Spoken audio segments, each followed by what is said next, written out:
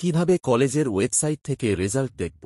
সর্বপ্রথম মোবাইলের Chrome ব্রাউজারটি open করব এবং গুগলে ডোমকল কলেজ লিখে সার্চ করে ডোমকল কলেজের ওয়েবসাইট ওপেন করব। এরপর স্টুডেন্ট লগইন অপশানে ক্লিক করব। ওখানে স্টুডেন্ট আইডিটি এবং জন্মতারিখ দেওয়ার পরে সাইন ইন অপশানে ক্লিক করব। সাইন হয়ে গেলে উপরের 3 লাইন অপশানে ক্লিক করে তারপরে রেজাল্ট ডিটেলস অপশানটিতে ক্লিক করব এবং সমস্ত সেমিস্টারের রেজাল্টগুলো serial number, ID, semester, type, year, roll, name ইত্যাদি অপশানগুলো দেখতে পাব। টাইপ অপশানে যদি রিভিউ লেখা থাকে এর অর্থ হল যে রেজাল্টটি রিভিউ করা হয়েছিল সেই রিভিউ রেজাল্ট চলে এসেছে। রেজাল্টের ঘরে এসএনসি লেখা আছে এর অর্থ হল আগের সেমিস্টারের কোনো রেজাল্ট ক্লিয়ার হয়নি অর্থাৎ সাপ্লিমেন্টারি হয়ে আছে।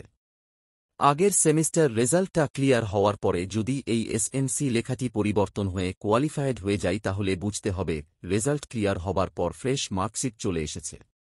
ধন্যবাদ।